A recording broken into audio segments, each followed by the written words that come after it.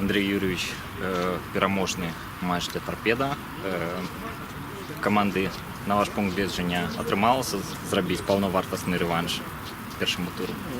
Ну да, мы помнили, конечно, что в первом круге вы проиграли, поэтому и настраивали ребят, в принципе, на тяжелую игру. И, естественно, как и в любой игре, ставили цель победить. Будем так говорить, что, в принципе, владели преимуществом, и моменты создавали, и добились победы, которую, в принципе, заслужили. У торпеда сёння ў складзе шмат хто заўважыў, заўзятараў выйшла цэлых 6 новых футбалістаў дэбютавала ў складзе каманды. Як вы ацэньваеце гульню новичков сёння?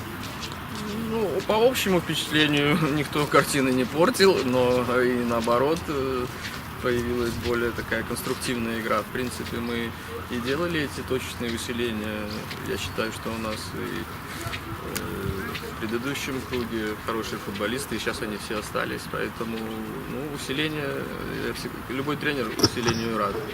Поэтому то, что получилось, что не получилось, это мы скажем на разборе. В целом я доволен. То бок вось зараз трансфернае вакно зачынілася, як вядома, каманда ўзмацнілася. Ну, я думаю, что да, усилились. Опять же говорю, мы точно выбирали на определенные позиции, чтобы и на замену ребята выходили, усиливали игру. В принципе, у нас не 11 играет, а, будем так говорить, 20 футболистов в обойме, поэтому на каждого мы рассчитываем, на каждого мы надеемся. Ну і так, было заўважна, што некаторыя футбалісты, якія, напрыклад, у першым крузе выходзілі ў асноўным складзе, яны сёння былі на замене, ўжо пасля выйшлі.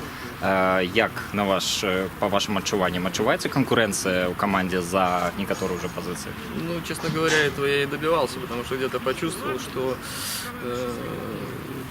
может, некоторые или как-то место в составе где-то гарантировано. Сейчас это видно и по тренировочному процессу, и в игре, что каждый бьется в хорошем смысле за свое место в составе.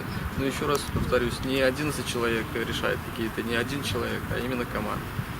Мы пытаемся ее создавать, я думаю, что будет все хорошо.